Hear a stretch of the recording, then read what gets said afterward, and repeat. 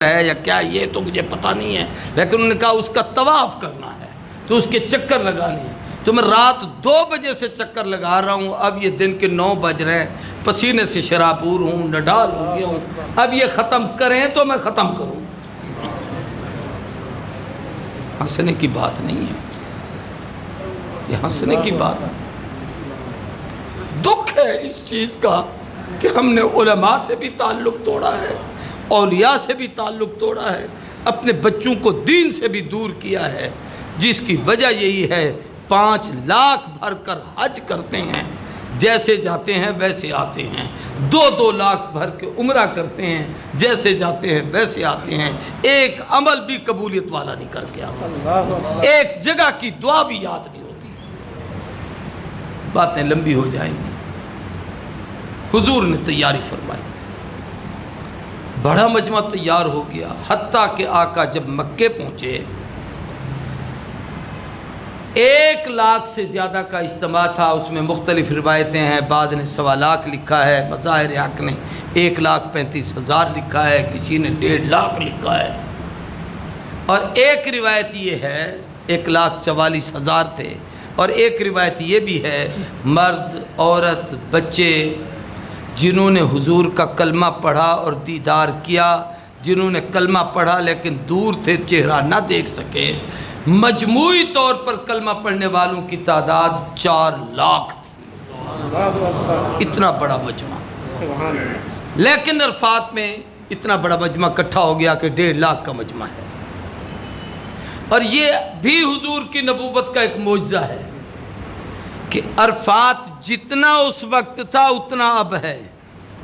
اس وقت 1.5 لاکھ سے بھرا ہوا تھا، تل دھرنے کی جگہ نہیں تھی، اب وہاں مکان بن گئے ہیں، وہاں پر شاہوں کے گھر بن گئے ہیں، وہاں پر وضو خانے بن گئے ہیں، وہاں پر درخت لگ گئے ہیں، وہاں پر پارکنگیں بن گئی ہیں، تو جگہ بڑھی یا کم ہوئی؟ جگہ کم ہوئی، اور حاجیوں کی تعداد 30 لاکھ 40 لاکھ 50 لاکھ بن جاتی ہے، لیکن کوئی یہ نہیں کہہ سکتا کہ مجھے عرفات میں جگہ نہیں ملی۔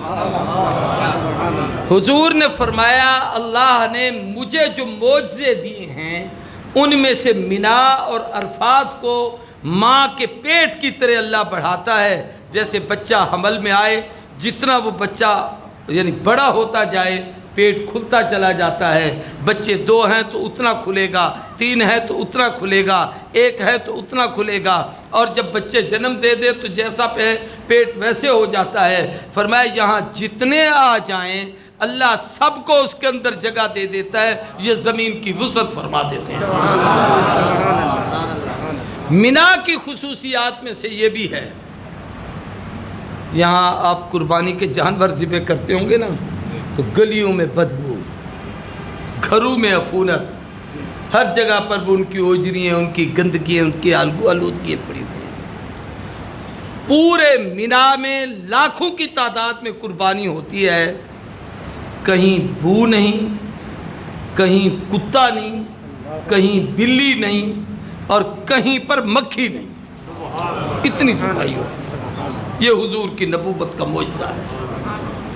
میں پھر باتیں ادھر ادھر ہو جاتی ہیں، پھر سمیٹنے کی کوشش کرتا ہوں۔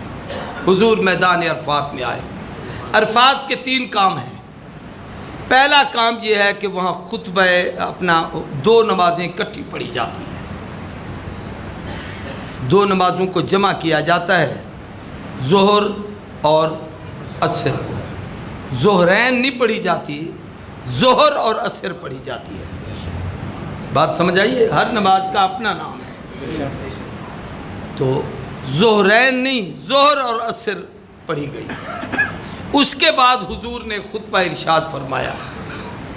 اس خطبے کی خصوصیت یہ ہے کہ آقا نے فرمایا فضلت علی الانبیاء بست، مجھے نبیوں پر جو فضیلت دی گئی ان میں سے سب سے بڑی فضیلت یہ ہے کہ اعطیت جوامع الکلم، مجھے اللہ نے جامع کلمات عطا کیے ہیں۔ لفظ چھوٹا ہے، تشریح اتنی ہے کہ ہزاروں لکھنے والے، ہزاروں کاتب، ہزاروں مقنن، ہزاروں فلاسفر، ہزاروں قلمدان بیٹھ کا قلم کار بیٹھ کر لکھنا شروع کر دیں، ان کی عمریں تو ختم ہو سکتی ہیں، نبی کے اس جملے کی تشریح نہیں ختم ہو سکتی۔ اور ایسی ایک حدیث نہیں، ہزاروں حدیثیں ہیں جو حضور کی زبان سے نکلی۔ اللہ کے نبی نے وہاں خطبہ ارشاد فرمایا، اگر وہ خطبہ لکھ لیا جائے اور وہ اردو میں آپ کو سنایا جائے تو صحیح بات یہ ہے کہ وہ 10 سے 15 منٹ کا ہے، اس سے زیادہ لمبا نہیں ہے، لیکن کمال یہ ہے کہ پیغمبر کے نے اپنے اس 15 منٹ کے خطبے میں عقائد بیان فرمائے، اعمال بیان فرمائے، ارکان بیان فرمائے، ایمانیات بیان فرمائے، آپ نے اس میں اخلاق بیان فرمائے، عبادات ارشاد فرمائیں، معاملات ارشاد فرمائے، تجارت ارشاد فرمائی، معیشت بیان کی، آپ نے معاشرت بیان کی، خانگی زندگی بیان کی، معاشرتی زندگی بیان کی، عوامی ماحول بیان کیا، حقوق بیان فرمائے، فرائض بیان فرمائے، اوامر بیان فرمائے، منہیات بیان فرمائے، صغیرہ کبیرہ گناہوں کی فہرستیں ارشاد فرمائیں۔ کوئی ایسی چیز نہیں جو قیامت تک امت کی ضرورت ہو اور حضور نے اس خطبے میں ارشاد نہ فرمائی، سب کچھ ارشاد فرما دیا۔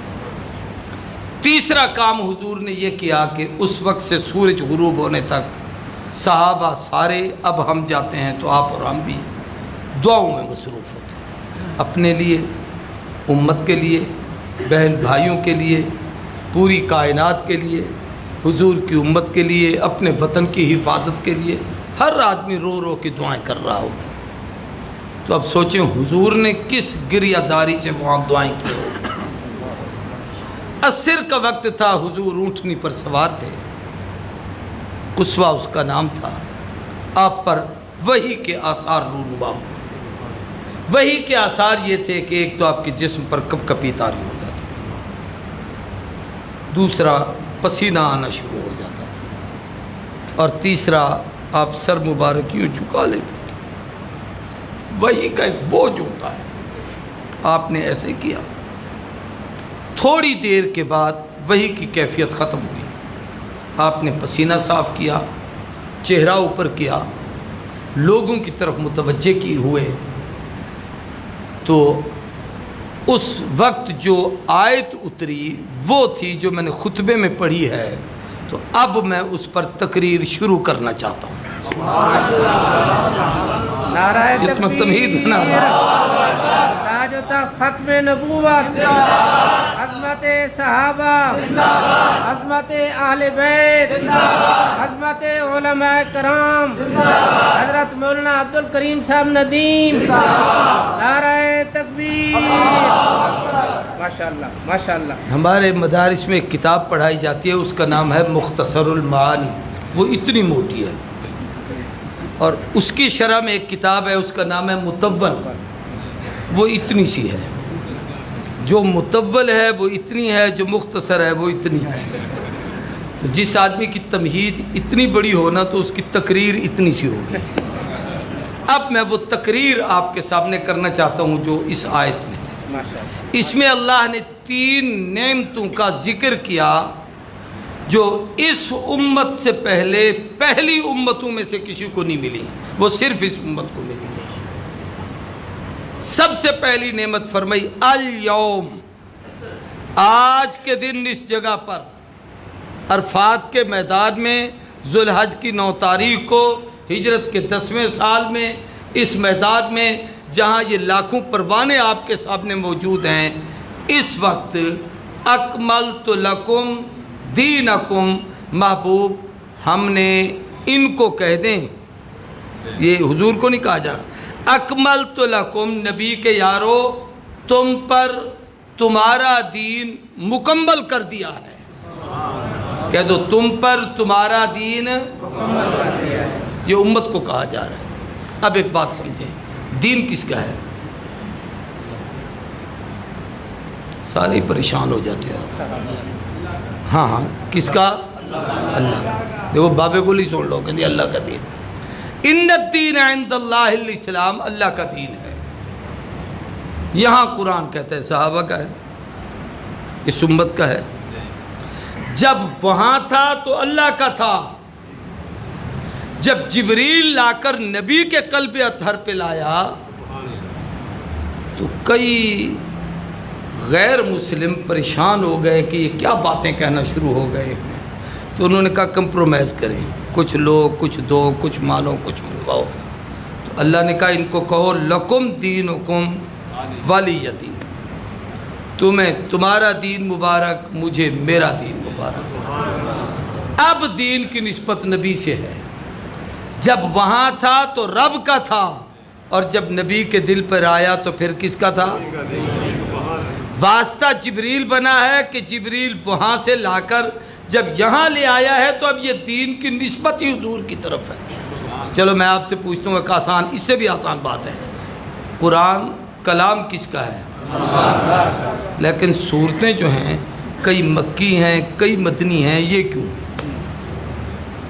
کہ جب رب کا کلام ہے تو اللہ کوئی مکے یا مدینے تو نہیں رہتا، لیکن جب جبریل لے کے آیا، نبی مکے میں تھے تو اب صورتوں کی نسبت مکے سے، حضور مدینے میں آئے تو نسبت مدینے سے۔ اس کا معنی یہ ہے کہ جس وقت جو چیز جس کے پاس ہو اس وقت اس کی نسبت سے یاد کی جاتی ہے۔ یہ ہمارے اکابر کے سلسلے ایسے ہوتے ہیں، بے نقشبندی سلسلہ ہے، بے آگے کون سا ہے کہ جی حبیبی سلسلہ ہے، یہ پیر ذوالفقار صاحب کا سلسلہ ہے، اب یہ شاہ جی کا عبدالوہاب صاحب کا سلسلہ ہے۔ وہ جہاں منتقل ہوتا ہے آگے اسی کی نسبت سے اس کو یاد کیا جاتا ہے۔ بھئی ہم قادری ہیں، بھئی شیخ عبدالقادر جیلانی کی نسبت ہے، ہم راشدی ہیں، محمد راشد رحمہ اللہ کی نسبت ہے، ہم دین پوری ہیں، اب دین پور کی نسبت ہے۔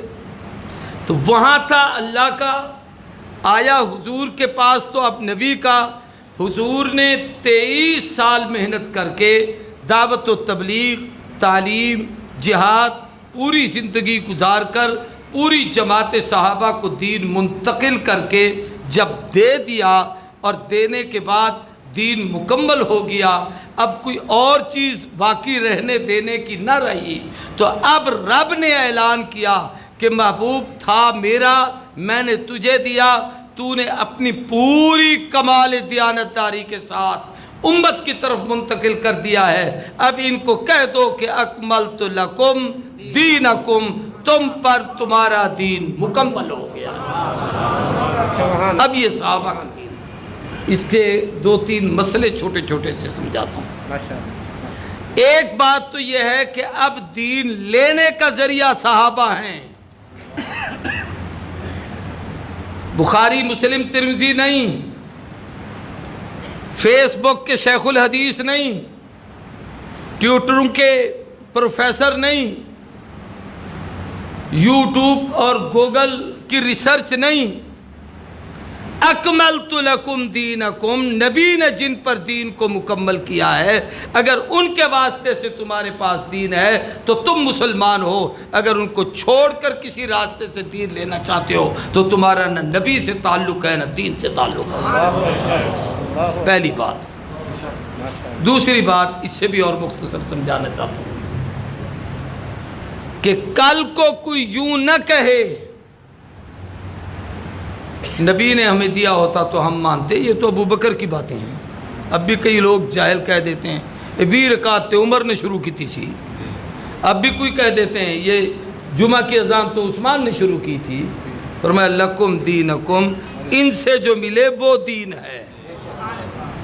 تیسری بات بھی سن لو، کل کو کوئی یوں نہ کہے نبی کچھ دینا چاہتے تھے لیکن کسی نے کہا میں نہیں قلم دوات دیتا تو دین تو پورا نہیں پہنچا۔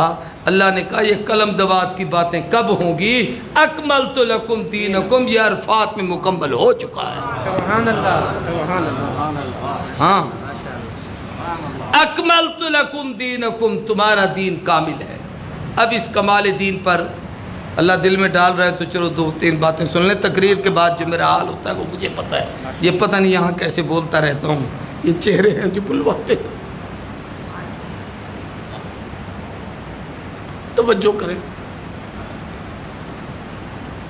اس پر ایک مسئلہ اور بھی سمجھایا کہ تم پر دین مکمل ہوا ہے۔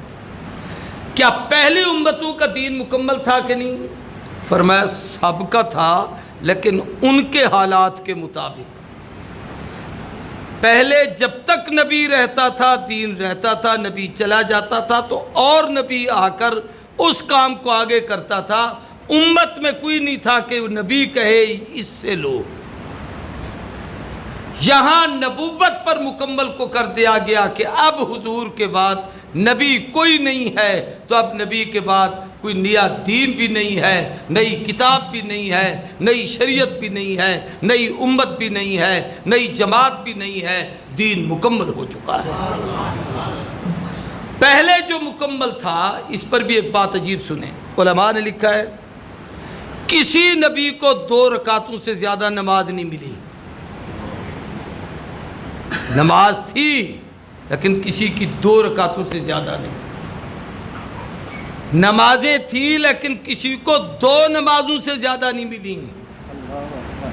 اور اکملت لکم دینکم تم پر کیسے مکمل ہوا کہ آدم کی فجر بھی تمہارے پاس ہے، نوح کی ظہر بھی تمہارے پاس ہے، یونس کی عصر بھی تمہارے پاس ہے، عیسیٰ کی مغرب بھی تمہارے پاس ہے، موسیٰ کی عشاء بھی تمہارے پاس ہے، 2 رکعتوں والی نماز بھی تمہارے پاس ہے، 3 رکعتوں والی نماز بھی تمہارے پاس ہے، 4 رکعتوں والی نماز بھی تمہارے پاس ہے، فرائض بھی تمہارے پاس ہیں، واجبات والی نماز بھی تمہارے پاس ہے، جناب نوافل کی نماز بھی تمہارے پاس ہے، سنت مؤکدہ کی نمازیں بھی تمہارے پاس ہیں، غیر مؤکدہ کی نمازیں بھی تمہارے پاس ہیں، نوافل کی نمازیں بھی تمہارے پاس ہیں، تہجد بھی تمہارے پاس ہے، اشراق بھی تمہارے پاس ہے، چاشت بھی تمہارے پاس ہے، اوابین بھی تمہارے پاس ہے، کسوف و خسوف کی نمازیں بھی تمہارے پاس ہیں، استسقاء کی نمازیں بھی تمہارے پاس ہیں، صلاۃ الحاجہ کی نمازیں بھی تمہارے پاس ہیں. اگر ان نمازوں کو گنو تو وہ جو حضور کو 50 نمازیں دی گئی تھیں وہ تقریباً 50 بنتی ہے. اکملت لکم دینکم، یہ دین تم پر مکمل کر دیا. اتنی بڑے کمال سے دین کسی امت کو نہیں ملا جو محمد کے صدقے اس امت کو ملا. اکملت لکم دینکم، تمہارا دین اکمل کمال سے ہے. جب کوئی چیز کامل ہو جاتی ہے، میں اس کی ایک مثال دیتا ہوں. حضور نے فرمایا میری اور انبیاء کی مثال اس عمارت جیسی ہے کہ ایک مکان بن رہا اور اس میں ایک اینٹ کی جگہ باقی رہ گئی ہو. جب وہ وہاں آ جائے تو عمارت مکمل. عمارت مکمل اس کو کہتے ہیں کہ جس میں سے کوئی چیز نکالی بھی نہ جائے اور جس میں باہر سے کوئی چیز اندر ڈالی بھی نہ جائے. اب جب یہ دین مکمل ہے تو ہمارا کلمہ مکمل ہے، اس سے کچھ نکالا بھی نہیں جا سکتا، اس میں ڈالا بھی نہیں جا سکتا. اذان مکمل ہے، اس سے کچھ نکالا بھی نہیں جا سکتا، اس میں ڈالا بھی نہیں جا سکتا. تکبیر مکمل ہے، کچھ نکالا بھی نہیں جا سکتا، کچھ ڈالا بھی نہیں جا سکتا. نماز مکمل ہے، کچھ نکالا بھی نہیں جا سکتا، کچھ ڈالا بھی نہیں جا سکتا. کتاب مکمل ہے، نکالا بھی نہیں جا سکتا، ڈالا بھی نہیں جا سکتا. ہم نے تمہارا دین مکمل کر دیا. یہ اتنی لمبی تفصیل ہے اس کی اور اس کی تشریح ہے کہ اللہ مجھے اگر ہمت اور قوت دے شاید میں 2 گھنٹے میں یہ گفتگو کرتا رہوں تو تکمیل آپ کو نہیں سمجھا پاؤں گا. لیکن میری صحت کے حساب سے میرے 5 منٹ باقی ہیں تو میں بات کو اگلی بات کہتا ہوں. اتممت علیکم نعمتی، اللہ نے فرمایا محبوب ان کو یہ بھی کہہ دو کہ میں نے اپنی نعمتیں تم پر پلٹ دی ہیں. یوں نہیں کہا کہ تمہاری نعمتیں تمہیں دے دیں. تم کون ہو نعمت والے؟ ہم کمزور ہیں، ہم عاجز ہیں، ہم گناہوں کے پتلے ہیں. ہم کسی پہ کیا انعام کر سکتے ہیں؟ یہ تو ہمارا دماغ خراب ہوتا ہے نا جو کسی کو زکوٰۃ دے کر بھی اترا کے کہتے ہیں اتنے پیسے دیتے سی تینوں یاد ہے نا. کسی کو روٹی کھلا کے بھی کہتے ہیں اتنے عرصہ تو میں کھانا کھلاتا رہا ہوں، یاد ہے میرے کتنے احسان ہیں. اللہ کہتے ہیں نعمتی، میری نعمتیں ہیں، تمہارا کچھ بھی نہیں ہے. ماں کے پیٹ سے کچھ لے کے آئے تھے، قبر میں کچھ لے کے جاؤ گے. یہاں جو کچھ دے رہا ہوں میں دے رہا ہوں. کبھی کھود کے دیکھو کسی زمین سے کوئی تمہیں اندر سے کوئی اناج نکلتا ہوا نظر آئے. کسی درخت کو کاٹ کے دیکھو اس کے اندر سے کوئی کھانے پینے کی چیزیں نکلتی نظر آئیں، اس لیے پتہ چلتا ہے رزق کے دروازے اس کے پاس ہیں، وہ جہاں سے کھول دے اور جیسے کھول دے۔ تو فرمایا میں نے اپنی نعمتیں تم پر پلٹی ہیں، اب وہ نعمتیں کیا کیا ہیں اس کو سمجھیں۔ سب سے پہلی نعمت حضور کا وجود ہے۔ ربیع الاول کی مناسبت سے عرض کر رہا ہوں، تقریر سمجھو اب شروع ہو رہی ہے کہ آقا کا وجود یہ وہ نعمت ہے جس کے لیے نبی متلاشی رہے، آدم دعائیں کرتے رہے، نوح تمنا کرتے رہے، خلیل کعبے کی چوکھٹ کو پکڑ کر مانگتے رہے، موسیٰ اس کے متلاشی رہے، عیسیٰ علیہ السلام اس کی دعائیں کرتے رہے، لیکن اتممت علیکم نعمتی، وہ نعمت اس امت کو ملی اور اس کا حضور نے فرمایا انا حظکم من الانبیاء وانتم حظی، اللہ نے مجھے نبیوں میں سے چن کر تمہارے حصے میں رکھ دیا اور تمہیں امتوں میں سے چن کے میرے حصے میں رکھ دیا۔ اس نعمت کا شکریہ نہیں ادا کر سکتے کہ ہم حضور کے امتی ہیں۔ پھر اس امت کو احسان جتلایا ہے لقد من اللہ علی المؤمنین، کیوں کہ اس امت کو وہ نعمتیں ملی ہیں میں اور آپ تصور نہیں کر سکتے۔ پہلی ساری امتوں کے سارے عیب قرآن میں ہمیں بتائے گئے ہیں، لیکن وہ جتنے ان کے عیب ہیں ہم ان سے بھی 2 قدم آگے ہیں۔ انہوں نے اگر شرابیں پی ہیں تو ہم نے کوئی کمی نہیں کی، انہوں نے ناپ تول میں کمی کی ہے تو ہم نے اس سے کوئی کم نہیں کیا، انہوں نے چوریاں کی ہیں تو ہم اس سے 4 قدم آگے ہیں، انہوں نے بدکاریاں کی ہیں تو ہم ان سے بھی 20 قدم آگے ہیں۔ لیکن اس کا احسان کیا ہے؟ تمام نعمت سمجھو، اس نے پہلی کتابوں میں قرآن میں ان کے عیوب بیان کیے ہیں اور پہلی کتابوں میں اس امت کی خوبیوں کو بیان کیا۔ رب نہیں چاہتا کہ میں اپنے نبی کو بے آبرو کروں کہ میرے نبی کے امتی اتنے گندے بھی ہوں گے۔ یہ اتممت علیکم نعمت، ان پہ ایسے پردے ڈالے ہیں کہ ساری رات گناہ کرتے رہو، فجر سے پہلے توبہ کر لو، اللہ سب پہ معافی پھیر دیتا ہے۔ توبہ کے کلمات کسی کی بزرگ کے ہاتھوں، ہمارے سید نفیس شاہ صاحب جب کسی کو بیعت کرتے تو وہ توبہ کے کلمے عام طور پہ کہلواتے تھے اور فرماتے تھے بھائی میں کوئی اتنا بڑا آدمی نہیں کہ میں آپ کو کہوں میں آپ کو بیعت کر رہا ہوں، میں توبہ کے جملے کہلواتا ہوں۔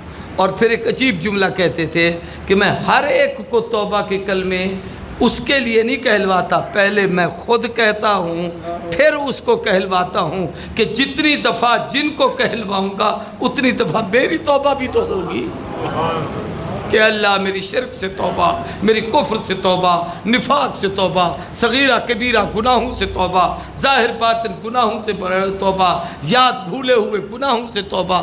جب آدمی توبہ کرتا ہے تو اس کی رحمت متوجہ ہو جاتی ہے۔ اتممت علیکم نعمت،